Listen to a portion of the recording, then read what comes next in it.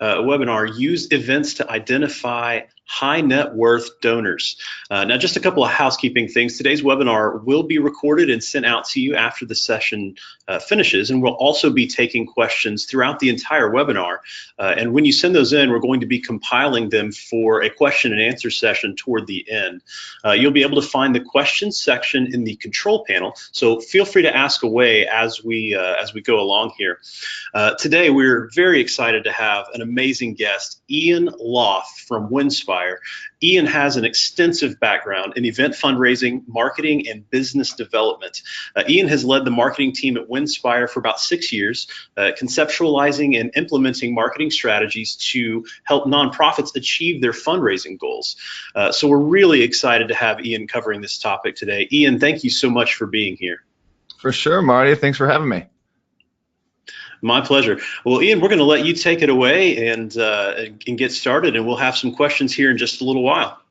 Awesome. All right. Thank you. And thank you to Kindful for hosting me today. I'm excited to share some of these tips that we've learned working for so many years in the event fundraising space, especially with live and silent auctions. And for those of you who are not familiar with Winspire and what it is that we do, we specialize in donor travel experiences. All right. And these are no risk travel experiences. You don't have to pay anything to use them in your event. There's no upfront costs, and you only purchase the trips after your event, only if they actually sell and raise money. So they're a great way to really round out your live auction offering, your silent auction offering, and get some really cool raffle prizes in there too. And we'll talk a little bit today about how the auction is an important piece, and auction items like these travel experiences are an important piece of attracting those high net worth donors to your event. But again, they're free to reserve. You can sell them as many times as you can, and then you keep all proceeds above the nonprofit cost. You can check out our whole catalog at winspireme.com. Just a few stats about us. We've been in over 50,600 events globally. This is since 2008 when we first started. We've serviced over 94,000 winning bidders. So we're sending thousands of winning bidders every single year on these trips. We know that they're very important to you. They're your VIP constituents, supporters, so we treat them with white glove care. And since 2008, we have helped raise over $56,339,000, which is a number that we're very proud of, and that number is growing every single day. So we'd love to hear from you. If you have an event coming up and you are looking for some unique travel items for your auction, we'd love to hear from you. But today we're going to be talking about identifying those high net worth donors, how we go about doing that using our events as kind of the catalyst for bringing those people in. So we're going to talk about events as lead generators. We're going to talk about promoting your event, identifying those donors once they're at the event, and then finally the post-event follow-up. What are some just great tips there? Before we begin, I always like to start with a little bit of a poll, get everyone blood moving, so to speak, with those clickers of yours, and see if we can get some feedback to kind of get a good scope on what events are like for you. So what is your revenue goal for your next big event? Is it A, less than 100,000? Is it 150 to 250,000, 250 to 500 or more, or you don't do revenue goals for your event? Now's the time to vote. We'll just give it a few seconds here. Once we have like 70 to 80% of the people voted, we can close it and then launch the results here. It could be for any event, whether it's a golf tournament, gala, what have you. You can go ahead and close the poll there, Madeline, and show the results. All right, great. So we have a good smattering here. A lot of good sized events. Some below the 100,000 mark, which is great. 150 to 250. That's really average, which I've seen as far as events go. And I guess I should have been more specific about what type of event we're looking at here. But still got some big events in the room, which is great. So let's go ahead and close that poll. And then I wanted to get one more question in here. How many people typically attend your annual gala? Is it less than 150 people, 150 to 250, 250 to 500, 500 or more, or you don't do galas? Maybe you have a signature event every single year where you might have a live or silent auction, and you have maybe a band or entertainment, and it's a good chance for you to get in front of those people. How many people do you typically have? All right, once 75% of the people have voted there, Madeline, you can go ahead and close it and launch it. All right, great, awesome. So we have some really good size events, between 150 and 500, some really big events out there, and even some people who don't host some galas. So that's totally fine. We have plenty of information that we're going to be talking about today that isn't just specific to the gala. So we're just going to be talking about events in general, but that's a good kind of average smattering there. So thanks for sharing, everyone. All right, so let's go ahead and start and talk about events as lead generators, because in many cases, that's really what they are. They're both a chance for you to engage your existing donors, existing constituents, but also they are a fabulous place to start recruiting new people to enroll in your cause. But before we get there, I wanted to kind of go over the types of events that we can that we're discussing here today. Obviously, there's the dinner galas where you come, everyone gets dressed up typically, and you have a dinner, maybe a live or silent auction. There's golf tournaments are extremely popular as far as events go. Run walks, we're seeing a lot more of those these days. Nonprofits teaming up even and doing kind of co-branded run walks with a lot of people. Seeing a lot of social hours, happy hours, that are maybe not a full dinner gala, but fewer people, more intimate setting, smaller live and silent auctions, which is a great way to also engage your most important donors. And then procurement parties, which is just a great way to kind of get your whole, organization volunteer base involved in doing some procurement for auction items. And it's also a great way to really key them in on expanding your reach when it comes to events. Today, for the purposes of today, we're going to be talking mainly about these three: dinner galas, golf tournaments, and those social hour happy hours. Now, when you're talking about an event as a lead generator, okay, what are we trying to do? We are trying to create an event community, right? We want to create an event that people feel like they're going to be missing out if they don't attend, right? The second you're looking for those movers and shakers in the community. You really want to define what that community looks like.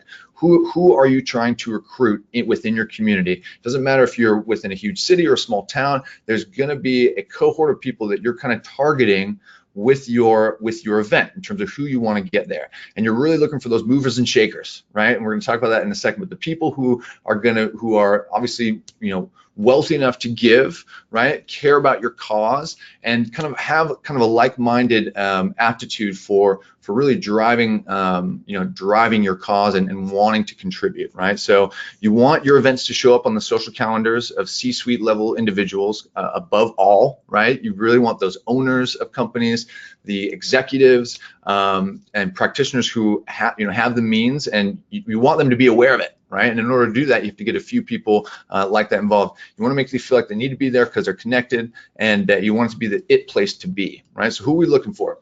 We're looking for business owners, entrepreneurs, corporate executives, community leaders and activists, right? Especially related to your cause. And then also doctors and lawyers. It's kind of another cohort of people that are typically, wealthier and care about causes. So this is a great group of people to target when you're trying to, talk about lead generation with your events.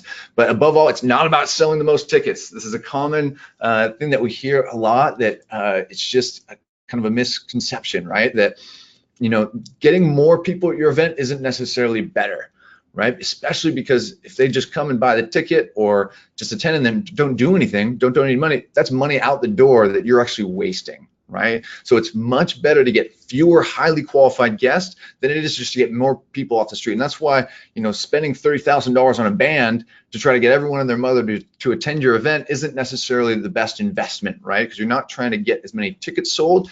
What you want is a far more targeted strategy of who's going to be there, creating that event community, and how can we get those people there, right? So you want to spend your more time on building those relationships, which we'll talk about here in a second.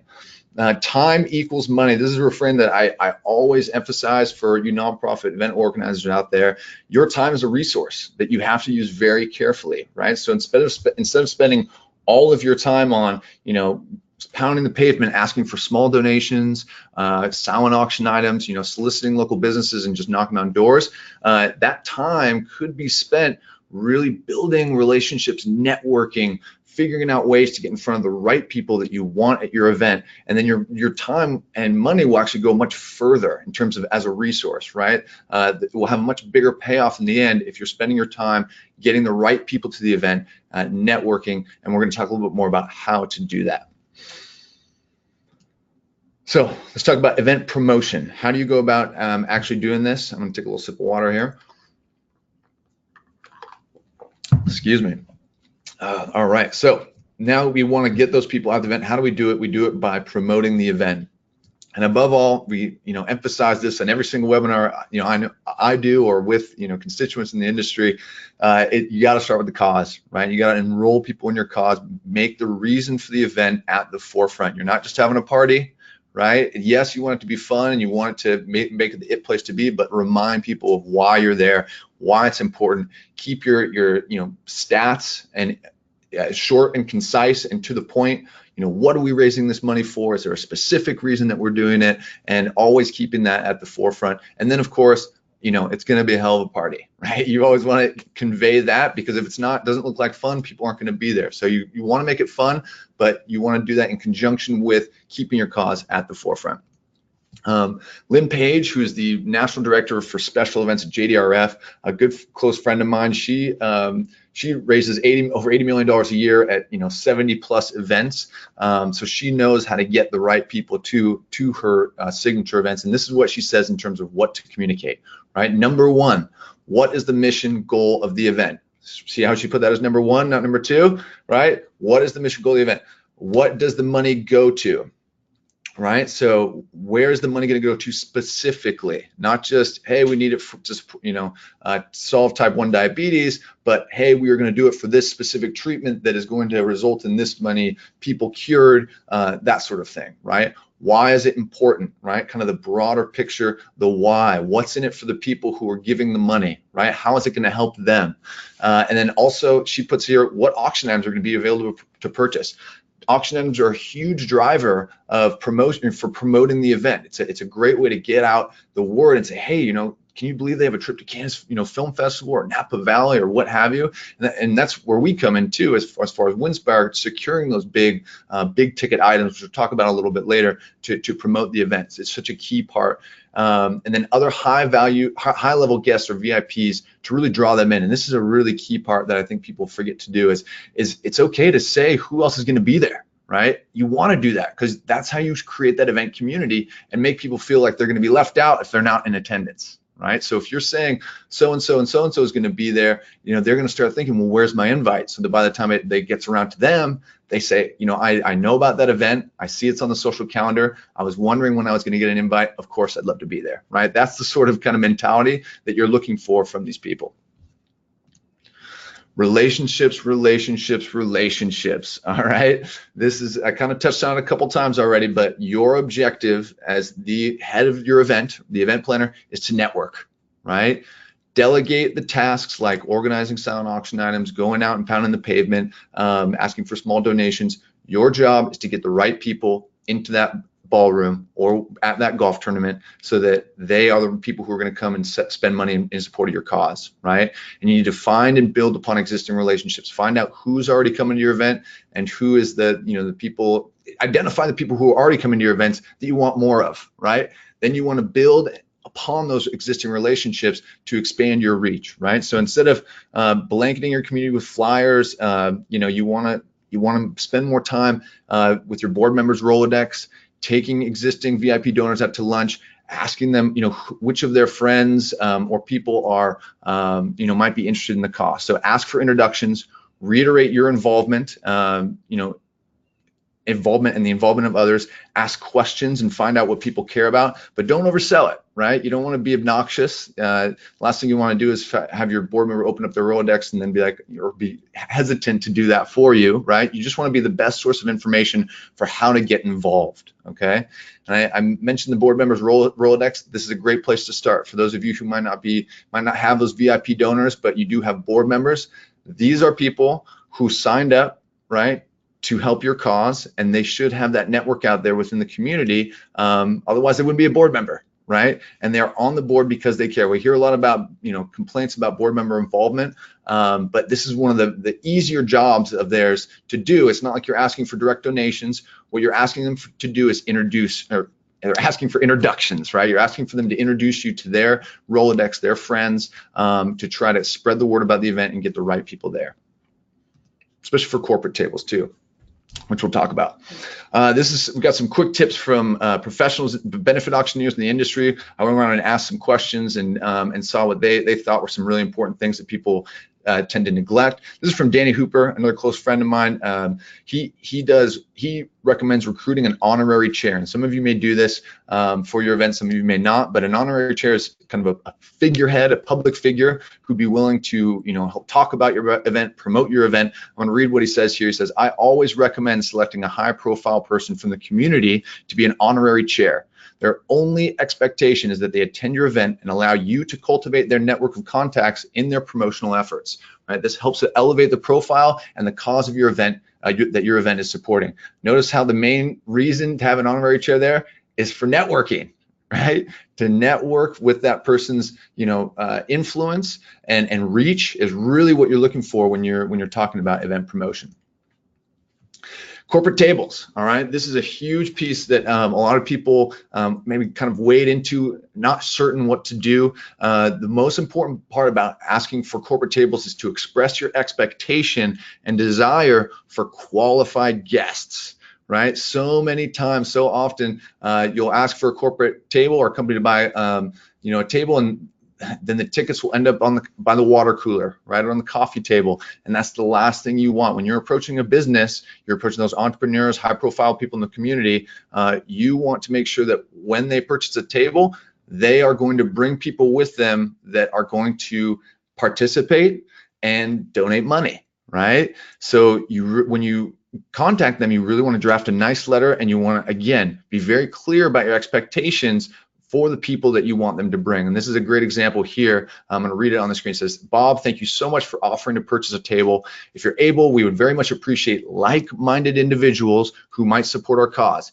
Every single chair at our event is extremely valuable, right? But only if we have the right people in those chairs. You might consider inviting your suppliers, golf buddies, vendors, friendly competitors.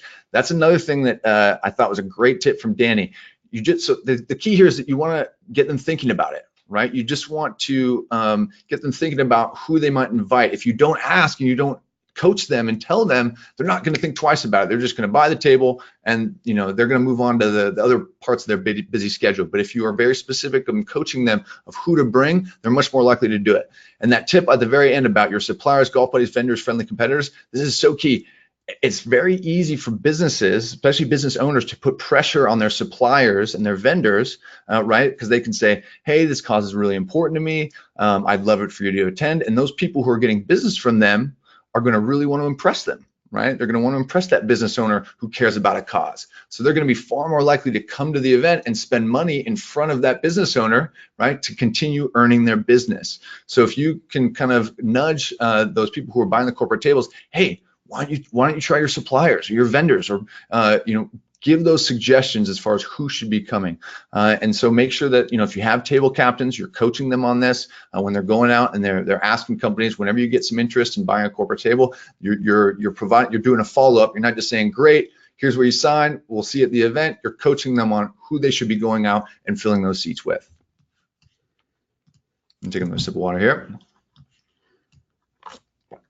All righty. Promoting the live auction items.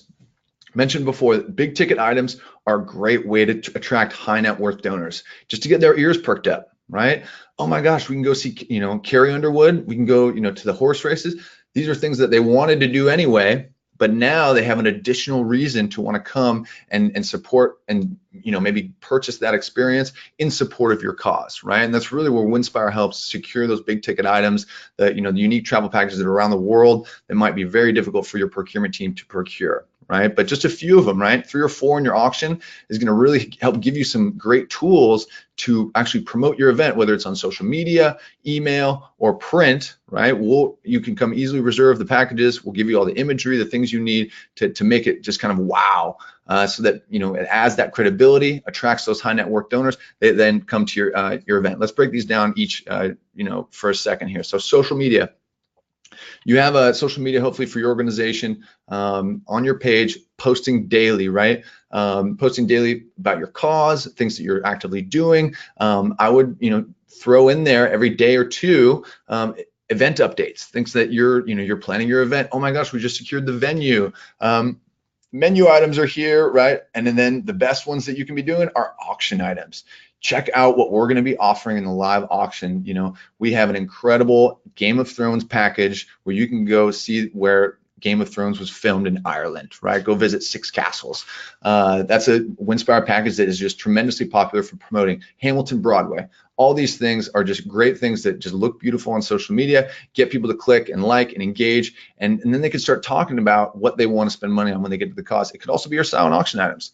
And especially if you have a mobile bidding partner out there, like whether it's One Cause, Greater Giving, Give Smart, you can post those auction items online and have direct links to it so people can actually go check out the details. Same with email. Email, you want to do a little less, right? Make sure your frequency, especially when it comes to the event, isn't too often, but you can definitely send emails leading up to the event, especially as the event draws near. Maybe it's like within a month, you can start sending maybe weekly emails, talking about the event, even if they purchase tickets, here's what you can expect. We're excited to see you, that sort of thing. And then of course, print. This is, the more traditional, posting at local grocery stores. Again, be a little bit careful here, right? Instead of spending time and money on print advertising, what's I think a lot more valuable use of time is that networking and directly appealing to people. But you do want to have those, hard invitations. A beautiful invitation goes a long way to attracting those high net worth donors, and especially if you have good little flyers that you can give to people to hand out to their network.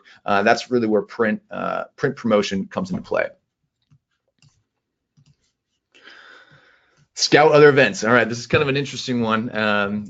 So finding like-minded causes that with major recurring donors. So I'm sure that depending on the size of your community, maybe especially if it's a full city, this is totally kosher to do it. The smaller the town, maybe it gets a little bit hairy, but what you can do is you can put on your detective hat, right? There's a lot of public information out there, especially in terms of what other nonprofits in your area post thanking their donors after events, right? So, and donors don't just donate to one cause, especially these wealthier donors. They donate to multiple causes, right? And they could donate to multiple organizations that support the same cause, right? So it's okay for you to go and put on your detective hat and go find out who these major donors are in your community and find out what events they're attending and what they're donating to, right? So especially after big events, if you're aware of maybe another organization that's similar, it doesn't have to be a competitor. That's where it gets a little hairy, right? So if it's if it's they support the Equestrian Society, they might also support an animal shelter, right? They like animals, right? That's a totally appropriate thing where you can go and try to find a way to approach that donor. If it's a direct competitor directly across town, then you don't want to be poaching, right? That's kind of the key word here. You don't want to be poaching other people's donors, but it is okay to go find out the donors who are active in the nonprofit community, see what they like and in terms of what they like to support, and then figure out a way to approach them, right? The key here is you're just trying to find out who those figures are, so then you can go out and find them, right? It's kind of the difference between putting up flyers one to many, right, versus you going on and putting your detective hat, finding out exactly who you want at your event, right, and then figuring out the strategy that you're going to use to go find out how to get them there, right? That's the key here. All right, identifying wealthy donors at your event. This is a key part. So now you've done your promotion, and you're getting to the event night, and you know that there's a lot of people in the room that you don't know yet. That's the best problem to have, right? Especially if you know that they're sitting with really important people. Okay, so the first and foremost, the most important thing you want to do is collect information, right? And this has gotten a lot easier today with things like Kindful and event registration things, and the mobile bidding text like One Cause, for example. When you register for an event, you have to put in your contact information, but make sure that you're gathering name and contact information. These days, it's totally okay to ask for people's email address. All right, I know a lot of people get concerned about that. Just ask for it. We were just at Raise 2018 with One Cause, and this was a big panel question. We had a representative from Charity Water there, and he was talking about, their concern with asking for your email address. Don't worry about it. Ask for email addresses, and you know what? People are a lot more apt to give them to you today, but it's really important for post-event follow-up, sending receipts, that sort of thing. Just don't just don't spam them, just don't inundate them, and maybe give them the opportunity. If they do object, you can give them the opportunity to opt out. Hey, if you don't want to receive any communication, we'll opt you out of everything else, but it's really important to have that email. But contact info, of course, so that you can follow up with them after the event. And this is going to be a little bit more important a little later, which I'll talk about. All right, once it's the night of the event, very important, your job, make sure that you have delegated everything. You have somebody else, being the point person for everything else, so that you, as maybe the development director or executive director, are observant on the floor. You're interacting with people. You are finding out who's who, especially those who you don't know, and pay attention. Right? You want to see who's sitting with you, who's well dressed. It might sound superficial, but pay attention. If someone's extremely well dressed, they're probably well heeled, and they're the person that you want to talk to. This doesn't go for everybody. There's a caveat here, which I put. It's an important note. Don't always read a book by its cover. Right? There's definitely also going to be people who don't show off and might not be dressed, to the nines, but are still, there's still a lot of money to back it up. Right? It's very, very common for nonprofits to really underestimate the giving power that's within the room, because you just simply don't know, right? You just don't know people's finances, and it often surprises people. So I'm kind of talking out of both corners of my mouth right now, but above all, it's just important for you to be observant. Who are people talking to, right? People tend to gather in the same socioeconomic circles. So if you know that there's kind of one person that's rather wealthy, maybe he's one of your VIPs, or as a guest, pay attention to who they're talking to, mark them, right, and figure out a way to go and get yourself introduced. All right. The live auction, using the live auction. This is another really key, important piece of why the live auction is so important, not only promoting the event, but also the night of the event. When you're offering that live auction items, you want to be writing down every single bid number, right? Every single person who bids above, say, $1,000, you want to be talking to them, right? And this is another really important piece of why it's so great to include, Winspire travel packages, for example, but just big ticket items in general, is because you might have just one winner, but you had 10 or 15 people bidding on it, right? And there's going to be second, third, fourth place bidders who never win anything, right? But just because they don't win doesn't mean they don't have the money, right, to support your cause. So those people, you want to have somebody at the front of the room, right, with maybe something to record or write down, and you want to be writing down the bidder numbers and amounts of every single person who sticks their hand in the air, because auction items, live auction items, are a great, great tool for identifying the wealthy donors in the room. How else are you going to do it? There's being observant, but these people are literally raising their hands saying, hey, especially if it's a more expensive package, I have $5,000 to spend on this in disposable income or philanthropic income, but uh-oh, I didn't win, right? You still want to be taking that person out to lunch, following up with them personally. All right. So that's another reason why it's so important to offer enough big ticket items. Here's just a smattering, some examples. There's some Winspire packages kind of interlaid within here, but adorable puppies. I know that some states are frowned upon that, but in the events I've been to, they're just always huge money makers. Dinners are also very popular, local sporting events. But you want to have some things that are bigger ticket, right? That take you around the world. Iceland, going to Europe. You want to try to get those big ticket items out there to really attract those bids. This is from Scott Robertson. He's out of Florida. He's a fabulous benefit auctioneer, another close friend of mine. I've been working with him for a few years now. And he says, make sure you have a key staff members up front during the live auction so they can watch the faces of the bidders and see who's getting excited about which items, which can inform your development team and procurement team for future events. That's so key, right? But make sure that they're off to the side, not in the spotlight. All too often, staff are tying up loose ends during the live auction and missing the valuable opportunity. That's why I said before, you want to have point people that are delegated to really running around, getting all the things tied up. As one of the leaders, right, of your nonprofit, right, you want to be spending your time on the things that are going to be making the most money, right? And that means really engaging with folks during the social hour, and also paying attention during the live auction and the fund and need especially.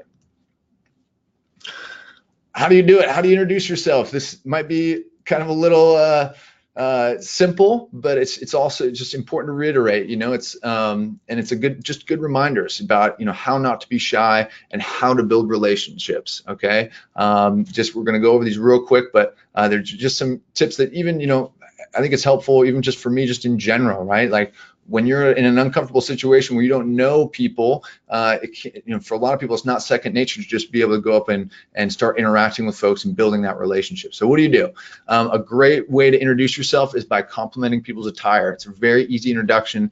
Try finding the well-dressed women and compliment their husbands' suits and ties and shoes. This was a tip from Ailey Byers, an auctioneer, and then because obviously, then you can say, obviously, you put him together, ma'am, and then you can all have a laugh, right? So it's kind of a good way to really introduce yourself. Attire, people are getting dressed up usually for these things. A golf tournament, maybe not so much, but especially galas.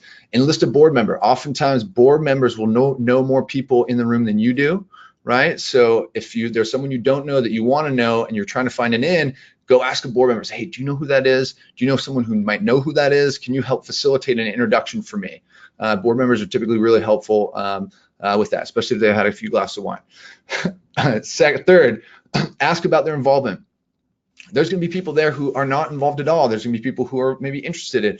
What you're trying to do is really gauge how much they care. See if they're just somebody's sister who is there for the event, and then you can, engage with them shortly. Don't get stuck, right? Especially if you can tell right away that they're not going to be, it might seem a little callous, but you got to, business is business here, right? If you don't want to get stuck talking to someone who isn't going to end up, your time is money, isn't going to end up donating money, right? So politely excuse yourself, move on to the next person, and just try to make the social rounds as much as you can, gauging people's interest in the cause, asking about their existing involvement, asking about their involvement in other charities. That's a great indicator to see, how much they are potentially going to get involved in your cause as well.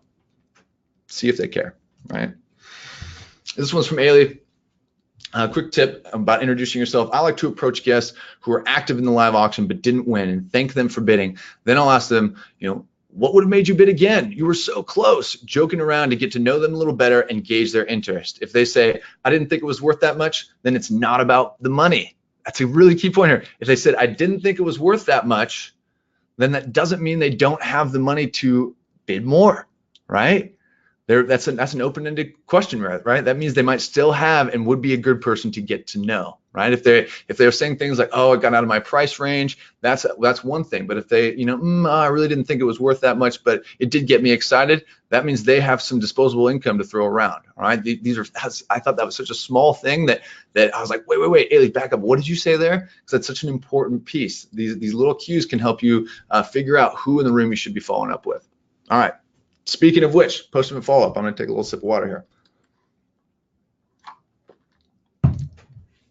Saying thank you.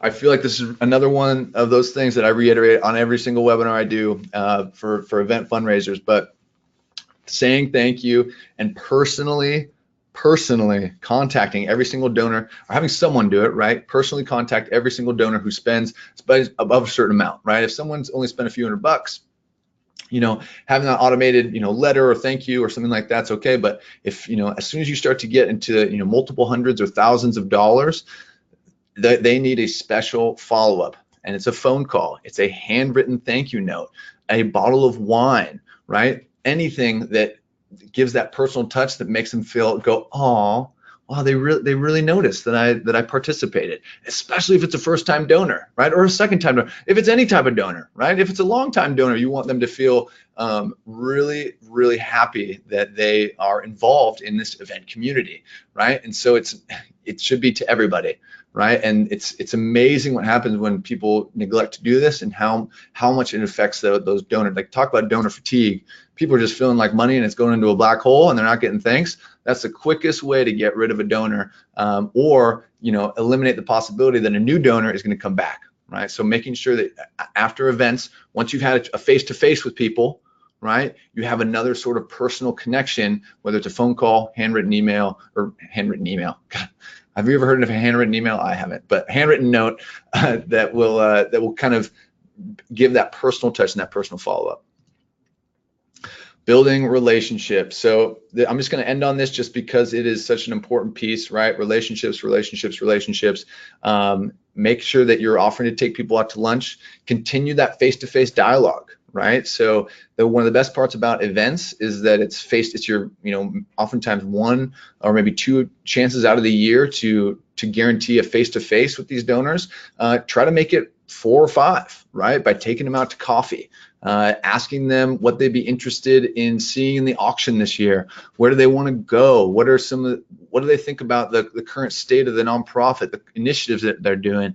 Any tips? People love to talk, especially about themselves, right? So if you can get a donor to sit down and just ask them engaging questions about the event, about your nonprofit, and then just nod and take their advice to heart, and I guarantee you're going to get some great kernels out of that will help you not only improve future events, but also what you're doing as far as your donor relationships are concerned. So, and with each and every one of them, right, you're just reminding them about the cause, reminding them, hey, anybody that that you can put me in touch with that you think would help facilitate the next year's event. The job never ends, right? It's constantly cycling circle of relationships with these donors, trying to expand that reach. So I think I'm going to finish with that. Just wanted to talk about a few of the top selling packages we've been seeing in 2018 as far as these big ticket items that you can put in your live auction, right? Tuscany Culinary Escape is one of our biggest, most popular packages right now. Who doesn't want to go to Italy and go hunt for truffles and have a great dinner? Ireland Adventure, I should have made that the Game of Thrones one that I mentioned. Our Game of Thrones package is one of our top sellers right now. You get to explore some of the actual castles they filmed in for Game of Thrones. Hamilton, Chicago, it's actually more popular now than the one in New York.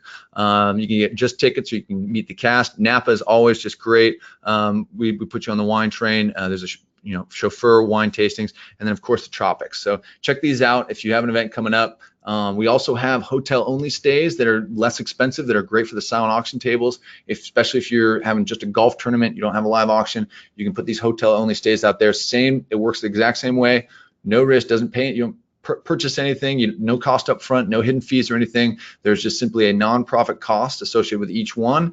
You put it in your event, and then you start the bidding above the nonprofit cost. We recommend 20% above, and then you keep all the proceeds above the nonprofit cost. So if there's $500 in room nights you put in your silent auction, it goes for $800, you keep $300, as just an example. But it typically goes much higher than that. So these are just some examples of the hotels that we have that we partner with for preferred hotels. If you'd like to learn more, you can go to winspireme.com. And there it is, the website, winspireme.com. I wanted to just share a couple other things. We're also giving away a $1,200 travel package that you can use in your next auction if you come subscribe to our blog, Winspire News. You can go to winspireme.com/giveaway. We do this about once a quarter. We're giving away our next trip on November 1st to one lucky subscriber. So definitely check it out. We come out with weekly content just like this that we shared today.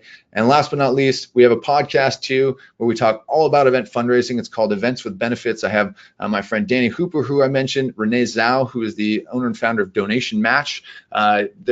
We come out with episodes weekly. They're just a lot of fun. We talk to event leaders in the industry. We just had someone from Walk with Sally talk all about their 1,200 person walk that they do.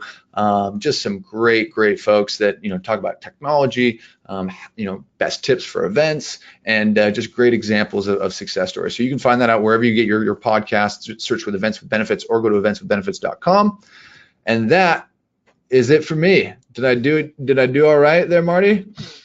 On time? That was fantastic. Yes, right on it. Very, very well done. Ian, thank you so much. That was fantastic. At this point, we're going to go ahead and start shooting over some questions. We do have a few that have come in here already. If you would like to get questions over to Ian, please send those in now, and we will try to get as many across as we can in the time we have remaining. Ian, do you mind if we start a little rapid fire here with you? Yeah, hit me. I'm ready. All right, fantastic. So the first one we have is, how much upfront cost is needed to offer an auction with these type of Winspire packages? None. So yeah, just to reiterate, doesn't cost you a single red cent to put these packages in your auction. You can simply reserve them on our website, and then we give you all the display materials, the photos, we give you displays that you can blow up to a poster size, put into your PowerPoints, and then you only purchase the packages after the event, right? And only if it actually sells and raises money. So we recommend starting the minimum bid about 20% over the package cost, and that way you're guaranteed a 20% return, even if you just get one bid. But if nobody bids, you don't pay anything, right? And so it typically goes up from there. Our average return on these packages is somewhere above 45 to 50%, but it does go much higher than that as well. All right, fantastic. So the next one we have is, how soon after an event should we be following up? What is the limit for an appropriate follow-up? It's a great question. I think it has most to do with capacity, right? Like, you're going to be exhausted after the event. And so, give yourself a day to recharge, first of all. That's most important. And then, it should be the first thing on your mind as you're coming back into the office. And, within a week or two, that thank you note should be sending out. You want it to be top of mind as people are coming off the event, especially if they purchased items, or, participated in any way. If it goes beyond a week or two, then they're really going to start feeling it, I think. So if you can get it out, within the week after, sometimes the mail takes a little longer, of course, but and obviously it totally depends on the size of your event. I mean, if you have 500 people and you had a ton of them that were bidding above a certain amount, I would just definitely start from the top down, of course. So the people who bid the most, you're going to be following up with first, both phone call, handwritten thank you, and then you can start to plan it out from there based on how many, staff or volunteers you have. So definitely depends on your capacity to do so, but it should be the first thing on your mind the day after the day you recharge after your event. That totally makes sense. It's good words. All right, so our next question we have says, my organization has only done anniversary galas every 5 years, which means we don't have people who come year after year. What are your thoughts about keeping a lower ticket price, maybe 75 to 100, to try to build up your list of attendees?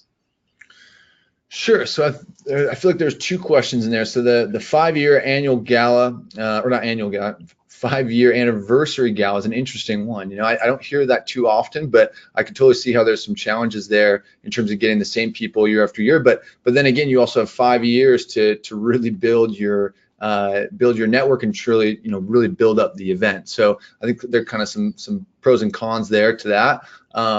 As far as lowering your ticket price is a fluid thing. I never recommend a specific ticket amount because it totally depends on the guest, where your area, where you live, and the guests that you're trying to target. But again, you want to be careful because ticket price is so crucial for recouping the costs of your event, right? Ticket price is where you kind of start to try to pay for the food and the venue, right? Especially in the decorations. And if you can start at net zero so that you're everything you make the night of the event, right, is pure profit. That's really what you want. The ideal expense ratio that you're targeting for is 0.3, so 30% of your end proceeds is, you want anything below that. But as far as what ticket price you are looking for, again, it totally depends.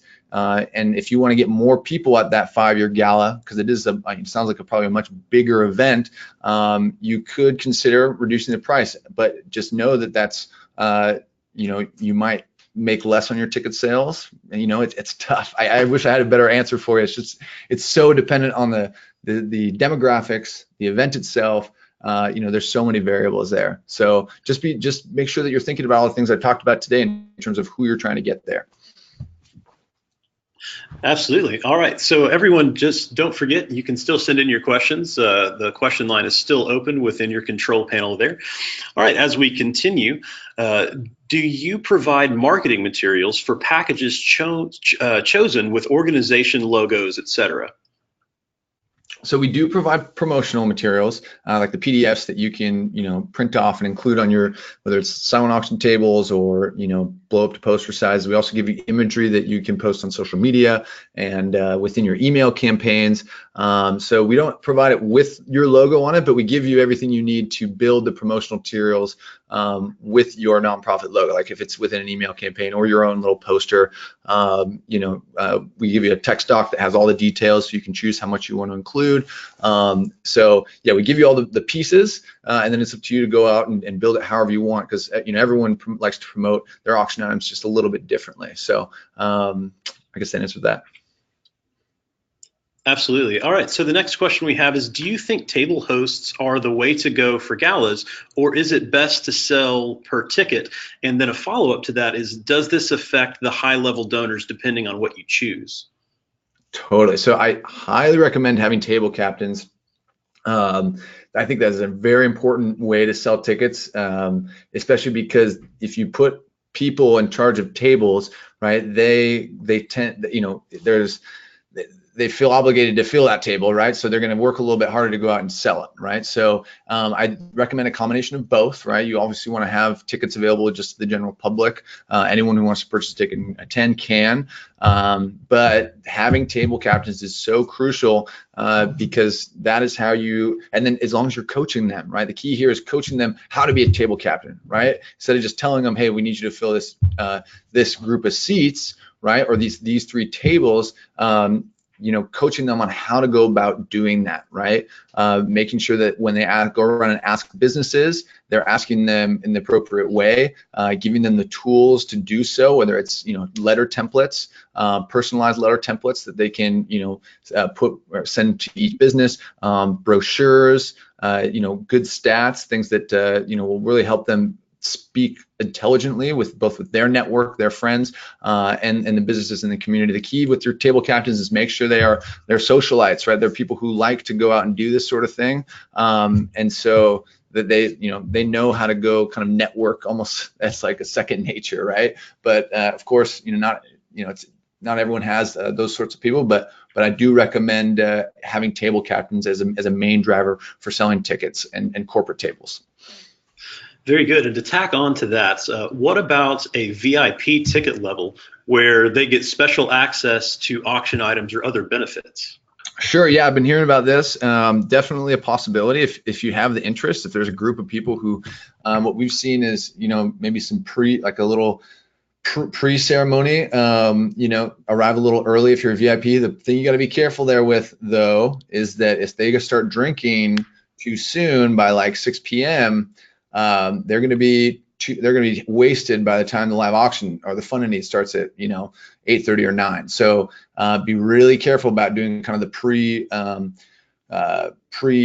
what do you call it? Just pre-ceremony, I don't know, pre-VIP check-in. And then with the auction items, that's a little tough too, because I don't know if I've heard of having exclusive access to auction items, because you want anybody to bid, right? And just narrowing the focus of who's allowed to bid on certain items, you're basically kind of like eating up your audience, right? You want everyone to kind of be able to do so, but there might be some other perks that you can offer your VIPs. I've heard of some kind of events that have more millennial following. There's actually post-event events, like they kind of turn up the DJ music and then it turns into kind of more of a dance clubby thing. I've heard of that. Maybe VIP tickets allow you to I don't know, have some sort of personal connection to the cause. Maybe they receive some sort of gift.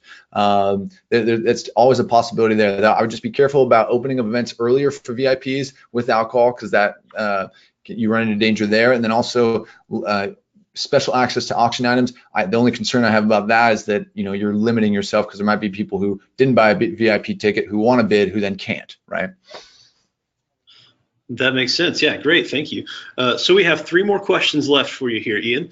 The next one we have is, we had an event last year where we had 2 bidders going after a concert that was in Ireland, and they would love to have been able to sell each of those 2 bidders the same package. With your packages, can we purchase more than one of the same packages? Should we run into that same situation this year? Absolutely, yeah. That's one of the best parts about Winspire packages and consignment in general, is that you can sell them as many times as you want. We've had events where Ireland packages or what have you will go 10 times, right? And it'll sell for $50,000, $60,000. And we've seen auctioneers play two tables off of each other, entire tables, right? Because they're typically the packages are 2-person packages, but there's a table of 8, and then they want to sell it 4 times, and then there's groups all bidding off each other. And the key here is that you can, it's more lucrative for you. You're going to raise more money if you actually sell the packages to more bidders at a lower level, right? So if a good example is a $3,000 package, right? If you sell a $3,000 package to one bidder for $6,000, you're going to make $3,000, right? But let's say on the way to getting to that $6,000 bid, you have like 3 bidders who are all competing and at $5,000, right? If you stop the bidding at $5,000, you say, hey, we're just going to stop the bidding. I'm going to give it to you, you, and you 3 bidders at $5,000. Instead, you've now raised $2,000 3 times, right? Because $5,000 minus $3,000 for the package equals $2,000, and $2,000 times 3 is $6,000. So instead of selling it to one bidder for $6,000 and raising 3, you've instead sold it to 3 bidders for $5,000 and raised 6. And now you have 3 bidders that are actually much happier because they're paying less for the same package. Does that make sense? It does. That was fast math. Very well done. All right. So 2 more questions here. We have some folks who don't want to give their information. So this is in reference to collecting information on the front end you're talking about. So folks who don't want to give information, do you have any strategy tips for that situation? Sure. I mean, in those cases, I wonder at what point they don't want to give the information. Is it when they're checking in? Is it when they're purchasing the ticket? Because, typically, especially when you do online registration these days, it requires just an email. If maybe they call in and they just want to buy a ticket, that's totally fine. You can say things like, hey, we need your email to send a receipt, right? A tax receipt for your participation, things like that. But at the end of the day, if someone really doesn't want to give their contact information, they want to be completely anonymous, it's much better to have them there at the event than not. Especially if they're going to participate. But there's definitely things you can say. I know there was some concern about people giving their email when they first arrive at the event. If that's where you're really trying to fill in your database, right? Because maybe you have 200 registrants, but you only have 100 emails, right? So do you ask for email at registration? Yes, I would say yes. And then if you have a bunch of objections, just say, hey, it's so that we can send you a tax receipt at the very end. Make sure that if you say that, you actually are going to do that. But if people object again and say, I really wouldn't feel comfortable with that, or what are you going to do with it? It's just say, maybe we don't have to, or we're not going to, send you any promotional emails. This is purely for the event. But it is important to get those emails into your database just so that you have them, because it's really valuable. It's far better to have them and not communicate with them, if that makes sense, versus having a database and only having 50% of the emails, right? Because there's actually 100%. A lot of things. Yeah, there's a lot of things you can do with the email that isn't just related to communicating with them, right? Especially with, maybe you might be able to jump here, Marty, like Kindful, right? With their donor management software, it's a great identifier, and you can actually find some historical information on people when you have their email address. Do you have anything to add to that, Marty? Yes, absolutely. I mean, this even goes into what Kindful is doing right now in releasing a feature that allows you to have wealth data right inside of your Kindful account. And one of the key pieces of that would be name, address, email address, so that you are able to look those people up and find their public information, and that helps you even target your donors further and know what to ask for. So absolutely, you never know what that information is going to be valuable for in the future. Totally. All right, we have one more strategic question for you at the end here. How many fundraising events would you suggest doing per year? Great question. So definitely one gala a year, right? One kind of big event that you have to really have that face-to-face and do that big cash appeal fund a need, identifying more donors. It's a great networking event. I would recommend doing one golf tournament. Golf tournaments are huge. Kind of doing it in the spring or summer. If you have never done one and you think there's some appetite for it in terms of your donor base, I definitely recommend doing it. They just have time and time again have proved to be profitable. I've seen many organizations have more than one golf tournament, maybe 2 small ones even, and you can start small, right? You can start with just 15 people, 20 people, and then let it grow. That's really where the golf tournaments usually start, right? So and then I also recommend having a few, maybe a few happy hour, social hour engagements, right? These are great, kind of more intimate gatherings that can be after work on a Friday or Thursday, where you get your most important constituents and give them an opportunity to bring friends and say, hey, get them involved. We'd love to meet them. Have it at a VIP donor's house, right? Maybe someone has, one of your biggest donors has this beautiful house, and try to enroll them to say, hey, we want to start this initiative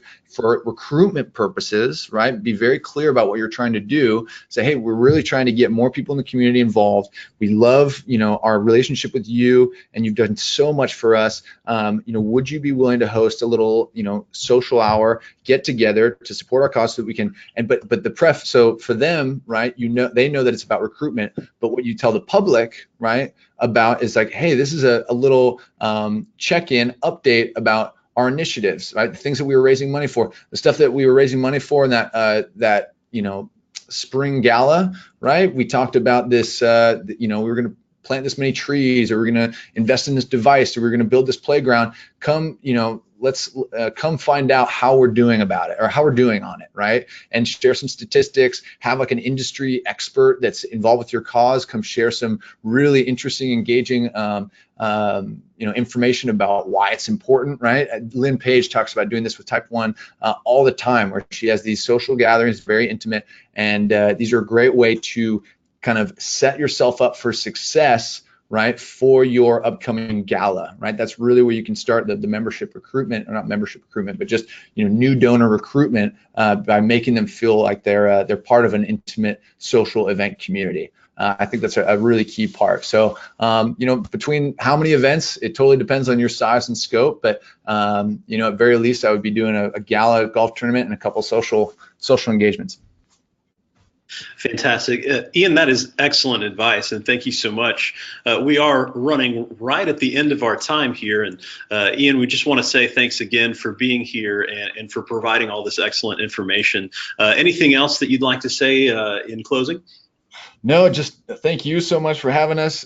Best of luck out there. I know event fundraising is a lot of work. It's big projects, and we love being an information resource for you. We'd love to have you subscribe to our blog.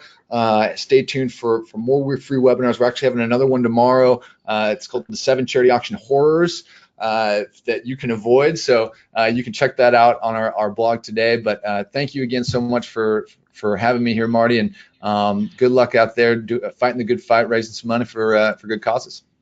Absolutely. Back at you. Thank you so much. All right, folks. Well, on behalf of Winspire, and thank you from Kindful as well, we bid you a great afternoon. Hope you have a great rest of your week, and we'll see you out there.